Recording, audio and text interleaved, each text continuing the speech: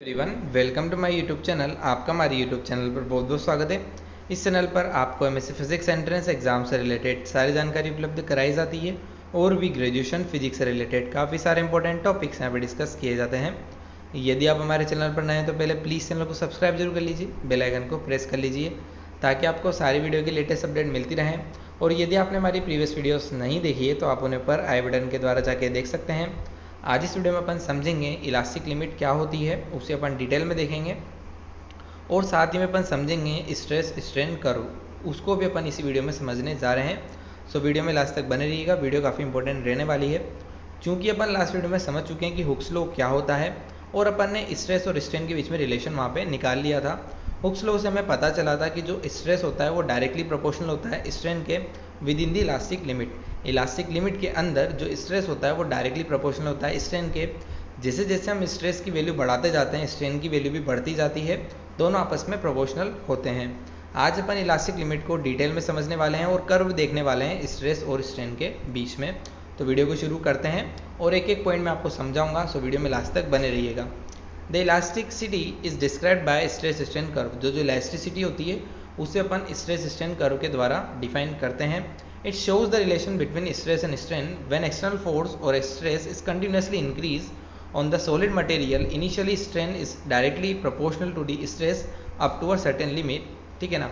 तो जैसे जैसे हम क्या करते हैं स्ट्रेस की वैल्यू बढ़ाते जाते हैं किसी मटेरियल पर, जैसे जैसे हम स्ट्रेस यानी कि एक्सटर्नल फोर्स की वैल्यू कंटिन्यूसली बढ़ाते जाते हैं तो स्ट्रेन की वैल्यू भी क्या होती है, बढ़ती जाती है। एक सर्टेन लिमिट तक उसकी वैल्यू क्या होती है, कंटिन्यूसली बढ़ती है और वो स्ट्रेस जो होता है वो डायरेक्टली प्रोपोर्शनल होता है हमारे पास स्ट्रेन के लिए।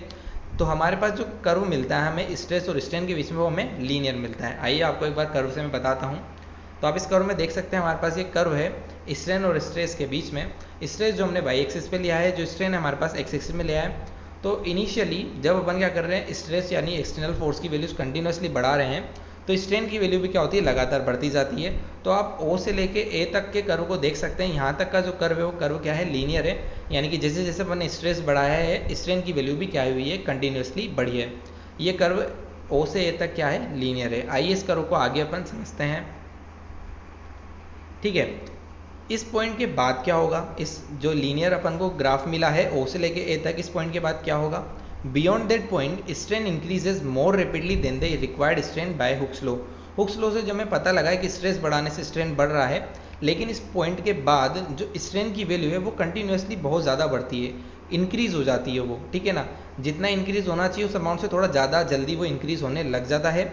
इस लिमिट को अपन क्या बोलते हैं, इलास्टिक लिमिट बोलते हैं। इस लिमिट को ही अपन इलास्टिक लिमिट बोलते हैं, जिस लिमिट के बाद क्या होगा, जो स्ट्रेन की वैल्यू है वो क्या हो, थोड़ी रैपिडली बढ़ने लगे, इंक्रीज होने लगे।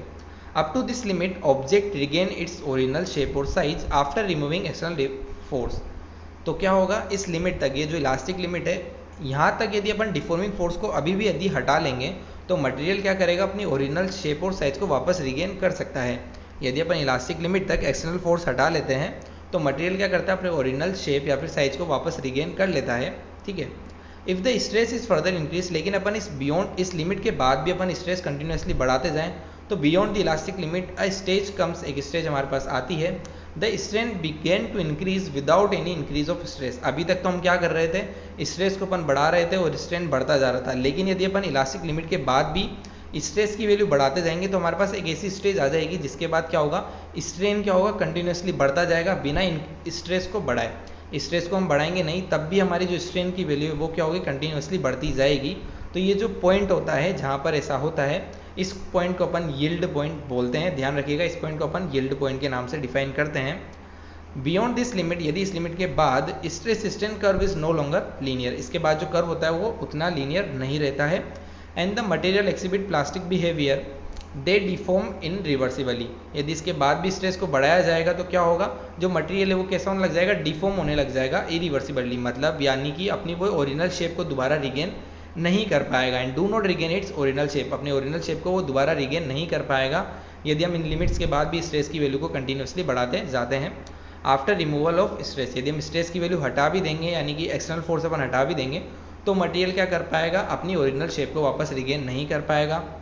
Beyond yield point if stress is further increase, यदि यील्ड पॉइंट के बाद भी स्ट्रेस की वैल्यू कंटिन्यूसली बढ़ाई जाएगी तो स्टेज कम्स, एक स्टेज हमारे पास आएगी when the object ultimately breaks, एक स्टेज हमारे पास आएगी जब क्या होगा, ऑब्जेक्ट टूट जाएगा, ब्रेक हो जाएगा, ठीक है ना। यील्ड पॉइंट तक तो क्या हो रहा है कि यदि अपन स्ट्रेस बढ़ाते जा रहे हैं तो मटेरियल अपनी ओरिजिनल शेप और साइज को वापस रिगेन नहीं कर पा रहा है, लेकिन यील्ड पॉइंट के बाद भी यदि अपन कंटिन्यूसली स्ट्रेस की वैल्यू बढ़ाए जाएंगे तो क्या होगा, मटेरियल ब्रेक हो जाएगा, ब्रेकिंग पॉइंट उसका आ जाएगा, ठीक है ना। तो जब मटेरियल ब्रेक हो जाता है, जिस पॉइंट पे मटेरियल ब्रेक हो जाता है उस पॉइंट को अपन बोलते हैं ब्रेकिंग पॉइंट, ठीक है ना।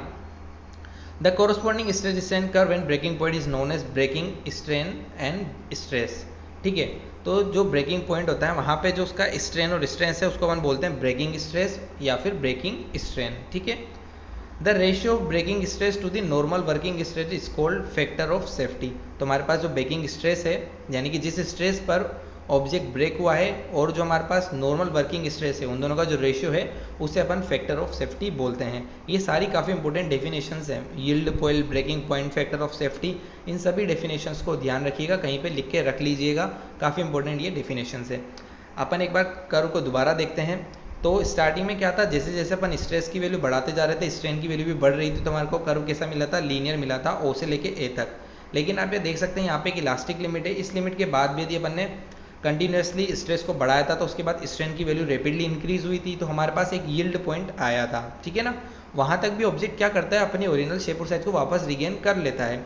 लेकिन यदि यील्ड पॉइंट के बाद भी अपन कंटिन्यूसली स्ट्रेस की वैल्यू बढ़ाते जाते हैं तो इनकी एक प्लास्टिक रेंज होती है, एफ पॉइंट आप देख सकते हो, इसको अपन प्लास्टिक रेंज बोलते हैं। यहाँ तक भी क्या होता है, ऑब्जेक्ट अभी डिफॉर्म ही हुआ है, ब्रेक नहीं हुआ है, लेकिन यदि अपन कंटिन्यूसली इसके बाद भी स्ट्रेस को बढ़ाते जाएंगे तो हमारे पास एक ब्रेकिंग पॉइंट आता है, जिसे आप ई पॉइंट से देख सकते हैं। इस ब्रेकिंग पॉइंट के बाद क्या होता है, ऑब्जेक्ट टूट जाता है, इस ब्रेकिंग पॉइंट पर ऑब्जेक्ट ब्रेक हो जाता है और उनका इलास्टिक बिहेवियर ऑलमोस्ट खत्म हो जाता है। तो ये स्ट्रेस स्ट्रेन कर्व है। आई होप आपको ये आसानी से समझ में आ गया होगा। नेक्स्ट अपन देखते हैं, sometime objects does not return to its original shape after removing the external force.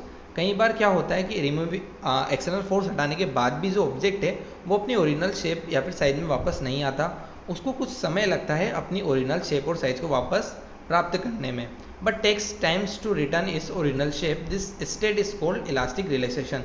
तो ये जो पीरियड है ना, डिफॉर्म वाली स्टेज से वापस ओरिजिनल शेप में आने वाली जो ये स्टेज है, इसको अपन इलास्टिक रिलैक्सेशन बोलते हैं।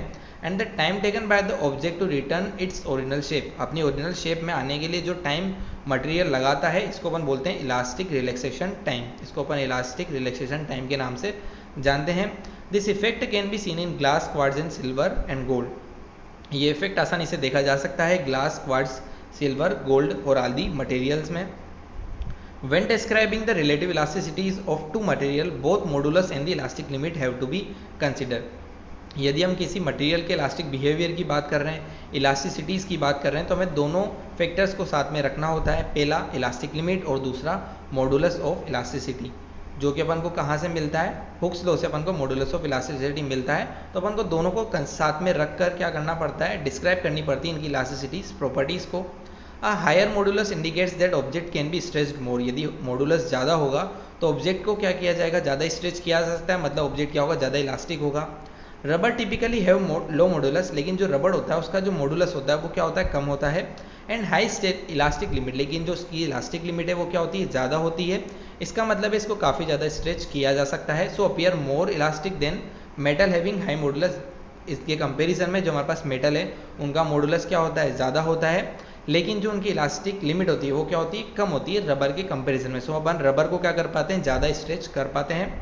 ऑफ टू रबर्स, यदि हमारे पास दो रबर हो material with the same elastic limit, यदि हमारे पास दो रबर हो जिनकी इलास्टिक लिमिट क्या हो, सेम हो, the one having lowest modulus will appear to be more elastic. जिसका मॉडुलस कम होगा वो क्या होगा, में थोड़ा ज़्यादा इलास्टिक अपीयर होगा। तो आई होप आपको वीडियो समझ में आई होगी, इलास्टिक लिमिट आपको समझ में आया होगा, स्ट्रेच स्ट्रेन कर्व भी अपन ने यहाँ पे डिटेल में समझा है वो भी आपको समझ में आया होगा। काफ़ी सारी डेफिनेशंस आपकी यहाँ पे क्लियर हो गई होगी। Yield point, breaking point, safety point पे अपन ने देखा था, फैक्टर ऑफ सेफ्टी पे अपन ने देखा था। आई होप आपको सारे पॉइंट्स क्लियर हो गए होंगे। यदि वीडियो पसंद आई तो प्लीज़ वीडियो को लाइक ज़रूर कीजिए, ज़्यादा से ज़्यादा शेयर कीजिए। नेक्स्ट वीडियो में अपन काफ़ी सारे इंपॉर्टेंट बातें और करने वाले हैं इलास्टिक प्रॉपर्टीज़ ऑफ मटेरियल से रिलेटेड। सो वीडियो में बने रहिएगा और चैनल को सब्सक्राइब कर दीजिएगा। Thanks for watching, please like से सब्सक्राइब माई यूट्यूब चैनल।